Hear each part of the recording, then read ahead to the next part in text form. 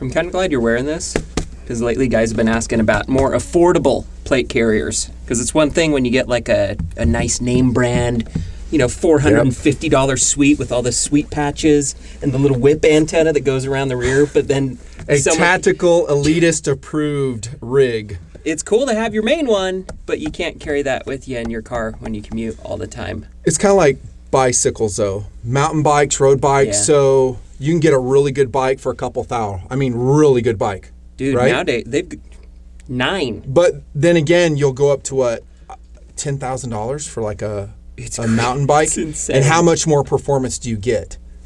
Like that? Like that? That's how I think of LBE rigs and pretty much everything.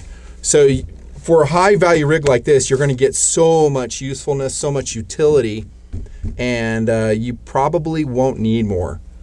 And unless you're a high activity operator of some sort, I wouldn't waste my money. Yeah, it's about realistic expectations of what you're going to use the gear for. Right. Like, I wouldn't go and get my wife a shellback vest that she'll never touch. I love shellback. Man, their prices have gone up. It's cool. We talked about shellback tactical. Don't be confused. This is a shotgun review, but we're going to cover this real quick. And their prices have gone way up. When I was reviewing them, like 9 years ago, they were very affordable. Yeah. Same with tag. Tag and shellback, I think, were the same. I can't keep track. They're always changing, selling, ownership, going out of business, re-emerging under different ownerships or whatever. Anyways, like Doodle says, a lot of requests for high-value LBE options. Here's one for you right now. I am going to model it, the entire bunker experience right now. It's called the G-Fire modular vest. Subject to change. And I bought it in Amazon. $80. Yeah. $80. And I'll tell you what, mini review, I like it. It's been holding up. It seems like it's a notch above Condor. This is something people kind of don't do too. I notice they get their LBE, they'll throw it on once and then not wear it. Maybe they'll wear it once in a while. When you wear, especially if you have a treadmill or something, get your stuff on, gear up, and then try walking with it. See what breathes and what you'd be surprised at how sweaty some plates can get. You find and it molds to you too. It kind of molds to your shoulders, and you just get used to it. You break in some of the cordura and stuff. And you get used to the weight, because number one thing you should have on being tactically squared away is physical fitness. Some level of physical fitness. Anyways, this is, for now it's called G-Fire. Who knows how it's going to be renamed? And they're calling it a modular vest, because they have to be very careful. In today's digital environment, if you call it a plate carrier, they're going to remove the listing. Yeah. If it's still available when this video posts, I'll put a link below.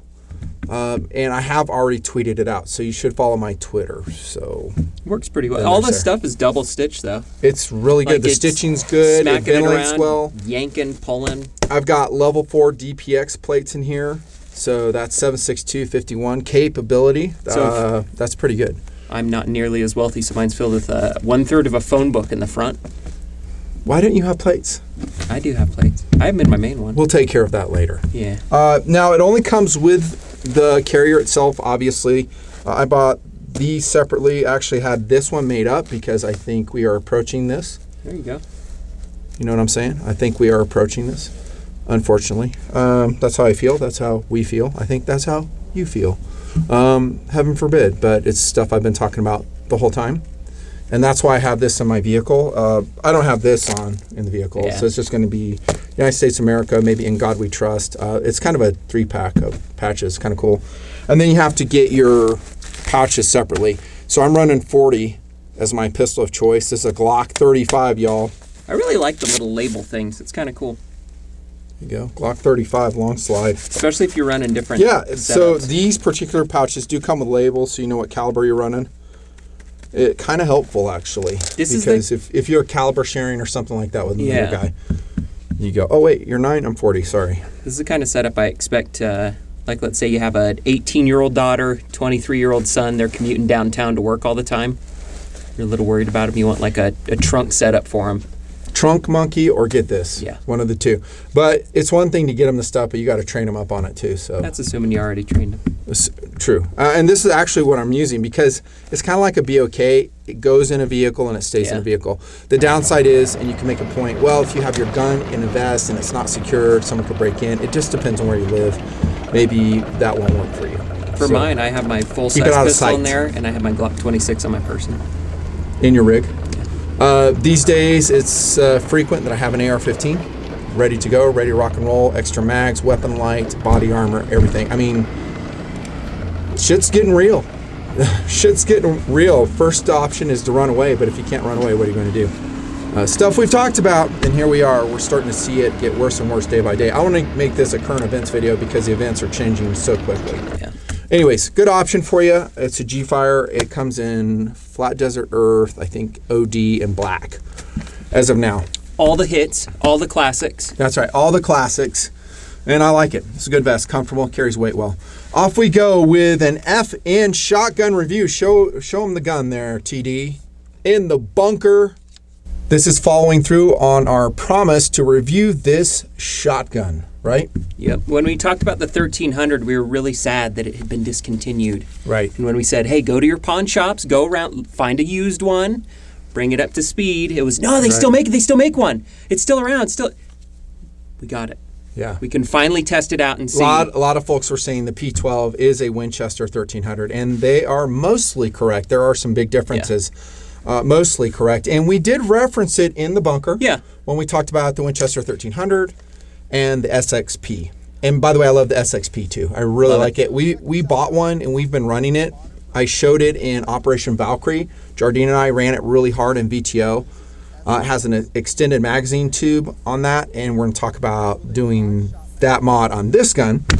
And it's a great gun. So go watch that review, and it will give you the heart and soul of why we love the Winchester 1300 system so much. Whether it's called an SXP or a P12, it's basically a Winchester 1300, right? We love it. And we love this shotgun as well. It is an interpretation by FN, assembled in Portugal, 5+1, which is very disappointing, but that is what it is. And a lot of imported shotguns have that rounds capacity, 5+1. Maybe a reason why you would go with a domestic shotgun that from the box is set up with 7+1, 8+1, or something like that. So right out the gate, we're going to say that's a big downside with this gun. Yeah. And we said that with the SXP, didn't we? Yep. So we had, for our test bed, it was a 20 gauge Extreme Defender SHOT Show Special SXP. Shot great, really awesome. We didn't buy it. We turned it back to Gunnies, the Great American Gun Store, where we got this one. So thank you to Gunnies. Thank you to Wyatt and Company for loaning us this P12. And then I ended up ordering from a different location that digital camo. That one's cool. SXP. That's cool. That's also a show special. And it was cheap. I mean, cheap. Yeah. Wow. Really cool. So this should be a relatively quick shotgun review because it's basically a 1300, right? With some differences like we noted. For instance, look at the sighting on it. You have a fiber optic front sight on this variation. I shouldn't say this variation. Actually, this is the only one I see on their catalog right now. Yeah. I went to their website last night. I looked for their pump shotguns. This is it. In this configuration, in this color, with these sights. They're not like Mossberg, where they have 14 iterations of the 590. And do you want corncob wood? Do you want smooth wood? Do you want long wood, short wood? And I love that variation. The 590 A1 Retro is rad. Remington does that. So I love Mossberg does that. I love being able to get the flavor of shotgun I want, the stocks I want, the sights I want. We showed you the Winchester 1300 Turkey Special I bought in 1994. Ordered it from my local gun store. Super great gun. A turkey gun, but I use it as a combat shotgun. It shows the uphill battle this fights because it's going against the known quantities, the 870 and the 590. And it is an uphill outside of that. Yeah. Well, you said I don't think a lot of people know FN makes a pump shotgun. And I think you're correct. I think more people know, especially the competitors, 3-gun folks, know about the SLP. Yeah, which we reviewed about 10 years ago. The SLP is amazing. That one does come in some different configurations. They have a competitive variation of it, a police variation. That's one we have. We love the SLP. We still have ours. And you may remember that shotgun sat out in the desert for 4 months getting rained on because it was left on a mountain ridge before it got back to us, and it's still 100%. I thought it was longer than that. Wasn't it like a year and a half or something crazy? I forget. Maybe it was longer. I want to say 4 months or something. And we're like, where did that shotgun go? I'm like, I don't know. I thought you loaded. It happened. I still hold it may have fallen out when we hit a bump or something. No, but it wasn't on a road. It was, we hiked up to a ridge and shot and we loaded steel, so it was in a remote area. That's the fun of night shoots sometimes. Oh, tell them about it. Tell them. Especially in the snow. Tell them. You put it down 3 feet of snow. Yes. You see the footprint. You generally have a loading area. Right. You try to keep it limited. Right. Yeah, so that is a testament to FN quality. As opposed to some other weapons we've had around lately that we've learned are not so rust resistant. Oh my gosh. We have a gun in the case that rusted so bad in a non-humid environment. It did not get rained on or nothing, and Doodle broke it out of the case, and it's all rusted up, and it's from a major name brand that we love. It's not a shotgun. Something else. You're just going to have to keep watching the show, and you'll see what it is. Just thinking about it surprises me. Oh, this is cool. This is new. Zip Rust. And it has a tactical orientation. Like, hey, man, there's a tactical finish on the gun. No, it's not. Yeah. That's our job, to reveal weaknesses like that. We do it mostly. Sometimes we miss something, but we do the best we can with the time and money we got. Okay, back to the sights. That fiber optic front can be very delicate. I've said that all along. It's very true. You can break that, snap it. I don't think that's a great choice by FN to do that. If you're going to do that, you need to protect it with a hood or some wings or something. So Mossberg's really good about doing that. Remington does it as well, but I've seen a lot of really hardcore protected sights on the Mossberg 500s and 590s especially. On the back, you have a flip down sight, which is cool. It looks like a 1022 rear blade, doesn't it? Kind of a shorter sight radius between those two. 18-inch barrel is what we're looking at. Chrome lined, by the way. Oh, that's Invector choke tubes is what the P12 takes. So Invector. Cool. Invector. Sounds cool. Odd choice for a cantilever mount, I think. It's kind of an odd choice. It's kind of a hunter's choice. Yeah. I see that on hunting shotguns, and I think the idea is you're going to get your red dot, your low power scope, and it's always going to be 0 to the barrel, so when you take the barrel off, you don't lose 0. I think that's the idea behind it. The gun isn't that heavy, though. It's, 7 pounds, 1 ounce on my scale, which is light, but it is still adding weight. If you got rid of it, I don't know, 6'11", 6'10". It's okay, and it's grooved, so you can use the iron sights through it. With that mount, I'm talking about the cantilever mount coming with the FN P12, it really calls out for a red dot. Yeah. So, and I think your cheek height is set up for that, so it's nice. And by the way, when you settle down into the shotgun, another disadvantage of that long cantilever mount is you are looking through a channel through the rear sights, and you're blocking some of your field of view. So it's almost like this is like BUIS. It's not really intended to be used with that freaking huge cantilever mount. And it's really an integral part of the shotgun too. So, I mean, could you take it off? Well, then you lose your rear sight because it's mounted to that mount. Yeah. That's unfortunate. I mean, we don't hate it, but I'm not in love with it either. I'd rather have my receiver, tapped, right? It's like the 1300 does. The SXP does that. It's a couple screws. Remington you can does add that. it if you want it. Plus, this just reminds me of like janky A2 handle. Remember that? That used to be a big thing. Guys with A2 uppers, and they try to put one on. You have this long, like an add-on. Yeah, like this. Are you talking about like leg. you're talking about like the optic mount that would go on top of the carry handle? Yeah, and it would come forward. Really popular in the 1980s. So it was kind of flimsy. It would get bent backwards. It's just... So this will flex a little bit. You can see it right here. But I think in normal operation, you wouldn't notice it. It's just an odd choice. Enough said about that. I just foresee with rough wear this getting bent a little bit and the fiber optic getting busted. I see that fiber optic an hour going and a half. Bye-bye. It'll be filled in with Play-Doh. Yeah, FN, you need to change that. The whole siding, get rid of the, if it were up to us, get rid of this. Drill and tap your receiver, just like everybody else does. Move your rear sight back here. Make it a ghost ring setup. We love ghost ring setups on shotguns. That way, the guy doesn't have to go out and spend money on a red dot if he doesn't want to. With this setup, this shotgun the way it is, I put a red dot on it like yesterday because it's just not good. I would use these as BUIS. I'm a little confused as to what exact market they're going, because it is very huntery. And FN is usually more on the very belly, hunter-oriented military 3-gun crowd. Agree. So it seems it's some confusion. Bizarre. But there's different committees that do the different guns within a manufacturer. So you might have the people working on the SLP that are very related to the competitive community. And on a shotgun side, it could be they're taking over blueprints from the Winchester Turkey Special. Yeah. I'm just guessing. Okay, we did say chrome lined barrel. The barrels are fantastic on all FN guns. Remember, they make machine gun barrels for our government, for military forces. They know how to make a barrel, and it lasts and lasts and lasts and lasts. Again, judging from our abandoned SLP. 5+1 is very sad for us. We don't like it. If this were my gun and I got it, I would do just what I did on the SXP. I would get a Nordic Components 2-round extension and put it right here, and it would extend a little bit past the barrel. Now, I talked about that operationally in the desert under Operation Valkyrie with that vehicle tac op that Jardine and I did. The downside to Nordic Components is it's really expensive. You have to buy the tube, the spring, that's one purchase. You buy a coupler nut, I think that's another purchase, and then a cap nut. So they're expensive. I mean, you're looking at probably about $130, $140 just to get 2 rounds to your gun. It's going to add cost. Seriously, our recommendation is look at the competition very carefully.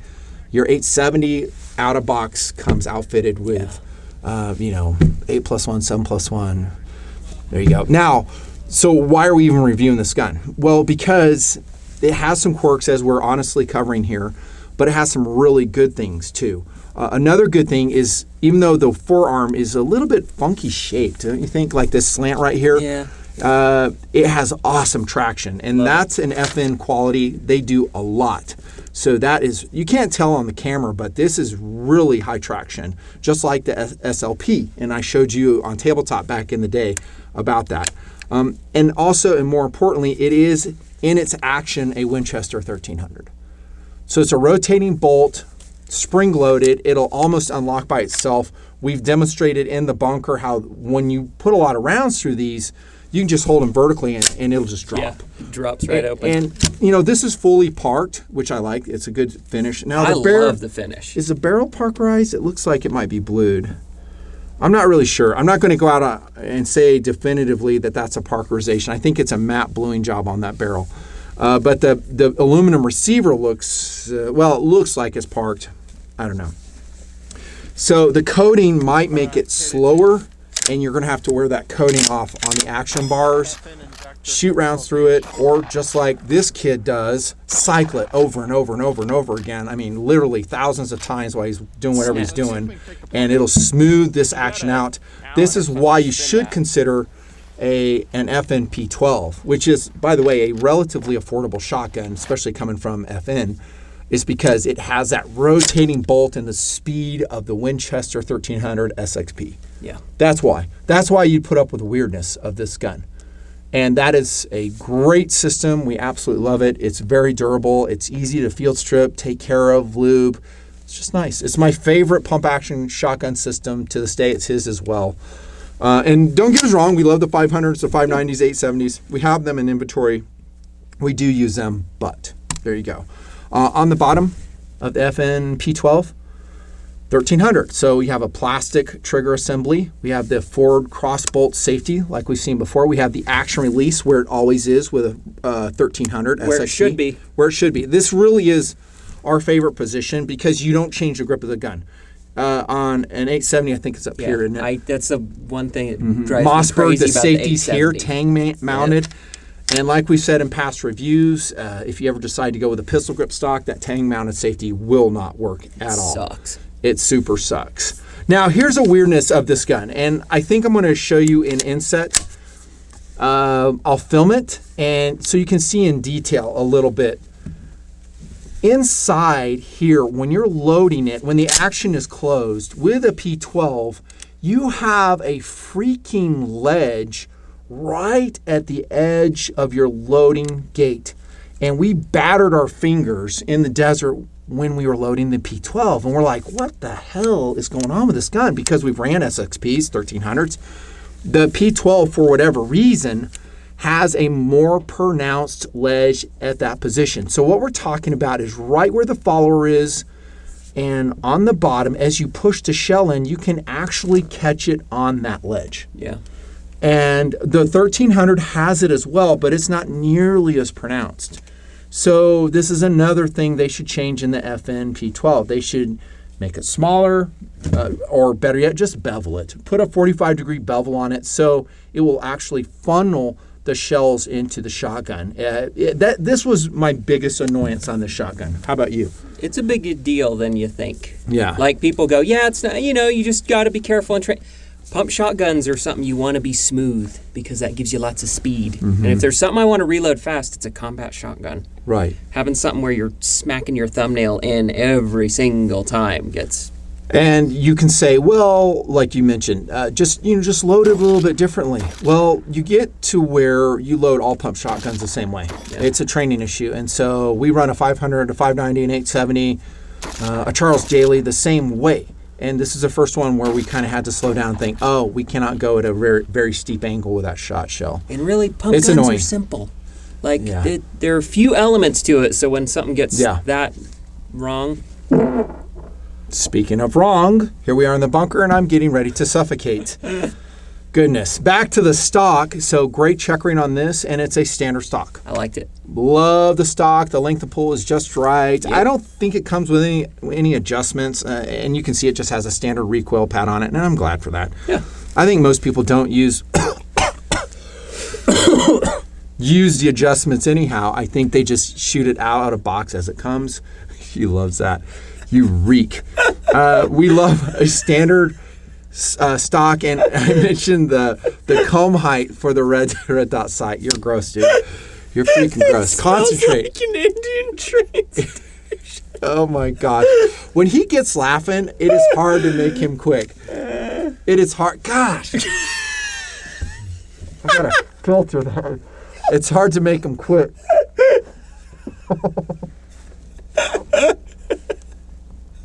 Welcome to Prater Utrecht. Welcome to hell. All right. Oh, I'm trying to concentrate here. The fit between the metal and the polymer stock is excellent. The fit and finish on the whole thing is awesome. Excellent. Standard FN. Yeah. FN doesn't mess around. They're high quality, and yet I think FN, in most of their products, I think they're low priced for the quality you're getting. Like, all the FN pistols are that way. They're like, wow, this thing's only $400. It comes with 3 mags. Yeah. Watch my FNS long slide review. It's complete. I don't know when in the stack it's going to post. Join TMP Patreon. Stay in TMP Patreon. You'll see it there. I post there, according to last month's statistics, a video every 2.5 days. Sweet. That's pretty good. So on the main channel, maybe one a week. That's the support I get, and that's what you get. Patreon, I crank. We crank. And that's the features. You're gross, dude. This came with a plug, didn't it? Yeah, it did. Remember? It had a dowel in it. It had a dowel. So even though it's 5+1, it was set up for hunting. So it had a waterfowl plug in it. So we're out in the desert and we're loading it. We're like, what the heck? Like 3 rounds. I was like, why would they put a... See, I told you. I told you when he gets going, you cannot shut him down. Bring it back. Bring it back. I'm going to post this. It's going as is. Like a cattle car. And there's no airflow. Dude, it reeks. It's 105 degrees. We're losing viewers by the second. I'm trying, dudes. I'm trying. I was really surprised they had a plug in this, though. So this is a combat shotgun, and you plugged it up for hunting ducks? That is weird. I don't... Let me wipe the spit off because you laughed so hard. Well, because they did such a good job with their freaking SLP. And they got that cool blue anodized one. So when we pull this out, I was all excited thinking, awesome. I didn't even know they did a combat shotgun. Yeah. That's your review. I mean, we're not going to break it apart here in the bunker. It's standard field strip, like we said. It's a basic pump shotgun. At its heart, Winchester 1300. Philosophy of use will be standard. I'm not going to go over it here because, again, this is an add-on to the 1300 SXP review, and you can go there for the information. Let's talk about competitive options and would we buy it. We've been talking about them all along. Yeah. And so, to recap, Winchester, Remington 870, Mossberg 590, Mossberg 500, which I actually like better than the 590 because it's lighter weight and it's just as strong in my opinion. Because the 590 had Navy requirements to not get squished if you closed it in the door of a battleship, I think. That makes sense because everything is thicker walled. The barrel is thick, way too thick for an average civilian user or the even technical competitor. term is girthy. Ithaca 37, which we've been trying to get. But that's a bottom ejector, and if you jam an Ithaca 37 in a firefight, you're done. Yeah. And I'm speaking from experience because I was raised shooting 37s growing up. And maybe some foreign Turkish guns being produced. I mentioned CD earlier. There's some other ones, and they're actually good. The Nova pump. Yeah. So the Benelli Nova, I reviewed that one year, and that's a really good shotgun, although its forearm came way back and included the loading gate. I hate it when they do that. Just like a hunting shotgun. So that needs some modifications. But as far as being competent, it was just fine. Every time I see it, I think committee. Yeah. Committee, because they looked at the Matrix and said, we have enough female police officers to the people we're trying to sell. We need it to fit a woman who is 4'6". The watch is an Acrobos pilot watch. Very affordable. I'll put a link below if it's still available. It's like $50. That's cheap. Are you wearing a watch now? Nothing right now. You peeled it? My Digi one up. So compared to the competition, would we buy an FN SLP in this configuration? I'll go first. The answer is no. For the reasons noted, because I have to do some work here. I've got money waiting for me here. Although I did it with an SXP, so it's not a showstopper. I'm not really into the cantilever, although I do believe the SLP has one too, to be fair. I love the stocks. The big issue for me is this ledge during loading. I don't like it. How about you, TD? No.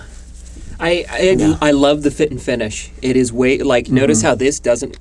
It hardly wiggles in comparison to my Mossberg. Yeah. My 500 is all over the place. But they don't have Magpul furniture for this as far as I know. So you take a furniture hit. I do like this stock stuff, though. The stock is great. I wouldn't even change the stock. I would just prefer not having the canty mount. If anything, just let me add some pick rail on top. A little bit longer of a barrel if it got me more capacity. To be honest, though, and we mentioned this, if you put a red dot on this, you're going to forget about all the weirdness of the cantilever mount. Yeah. And we did that with the SLP. It is running a red dot. So I forgot to mention that when I had the big, long discussion, but you put a red dot on it, you're fine. All I'm saying is if you want to run it out of box, you're looking down a channel. Something about it tells me if I were to put a dot on here, I would somehow forget it, or I'd jam it behind a seat, and then when I come out, I will have bent the mount that way. Anything can happen. You know Murphy's in charge out there for sure. There you go. That's our review. Adding on to the Winchester SXP review, it's a good shotgun. It needs some improvements, I think. And hopefully they continue to make it. Thank you so much for your support through the years, for being a TMP donor, especially. You guys and gals are elite. Come see us again real soon. And again, about every 2.5 days, a new video in the donation service. Signing off from the bunker. Barely breathing. Still wearing a very high value LB option for you guys. Dude, seriously? I gotta go. I gotta turn the air on. Seriously, I'm dying. Carbon credits in here. It's so bad. He's so nasty. You're nasty.